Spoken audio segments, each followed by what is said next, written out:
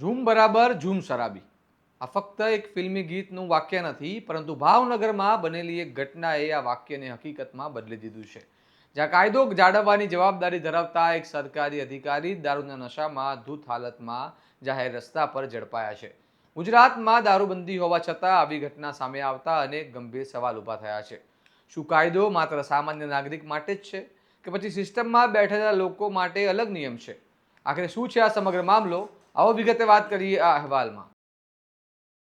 નમસ્કાર, હું ચિરાગ વર્ષાબેન, આપ જોઈ રહ્યા છો સ્વમાન. ગુજરાતમાં દારૂબંધીને લઈને સરકાર હંમેશા કડક વલણ દાખવે છે. પોલીસ દ્વારા સતત દરોડો પાડવામાં આવે છે અને નશાના વેપાર સામે કાર્યવાહી કરવામાં આવે છે. પરંતુ આવી પરિસ્થિતિમાં જો એક સરકારી અધિકારી જ નશાની હાલતમાં ઝડપાય તો એ માત્ર કાયદાનો ભંગ નથી, પરંતુ સિસ્ટમ પર પણ સીધું પ્રશ્નચિહ્ન ઊભું કરે છે. ભાવનગર શહેરના પરિમર સર્કલ પાસે 17 માર્ચની રાત્રે આવી જ એક ચોંકાવનારી ઘટના સામે આવી છે.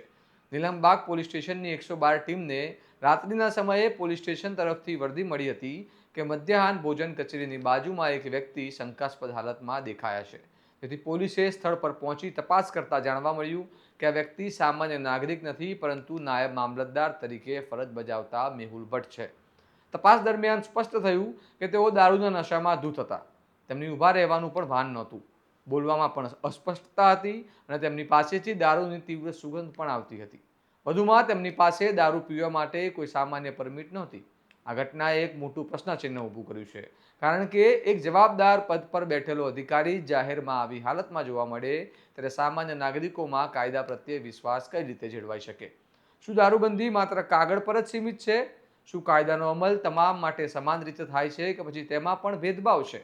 આ સમગ્ર મામલે નીલમબાગ પોલીસ સ્ટેશનમાં નાયબ મામલતદાર મેહુલ ભટ્ટ સામે પ્રોહિબિશન એક્ટ હેઠળ ગુનો નોંધવામાં આવ્યો છે.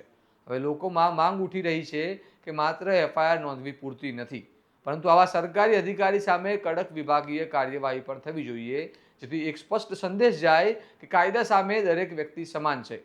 આ ઘટના એ પણ યાદ અપાવે છે કે ગુજરાતમાં દારૂબંધીનો મુદ્દો આજે પણ ચર્ચાનો વિષય છે. એક તરફ સરકાર કડક કાયદાની વાત કરે છે, તો બીજી તરફ આવી ઘટનાઓ સામે આવતા સિસ્ટમની અસરકારકતા પર સવાલ ઊભા થાય છે. હવે જોવાનું રહ્યું કે આ મામલે આગળ શું કાર્યવાહી થાય છે. શું નાયબ મામલતદાર પર કડક પગલાં લેવામાં આવશે, કે પછી આ મામલો પણ સમય જતાં ઠંડો પડી જશે? આ મામલે તમારું શું મંતવ્ય છે? શું આવા કેસોમાં કડક સજા થવી જોઈએ? અમને કમેન્ટ કરીને જણાવો. અને આવા જ વિગતવાર અને વિશ્લેષણાત્મક અહેવાલો માટે સ્વમાનની ચેનલને લાઇક, શેર અને સબસ્ક્રાઇબ કરવાનું ભૂલતા નહીં. નમસ્કાર.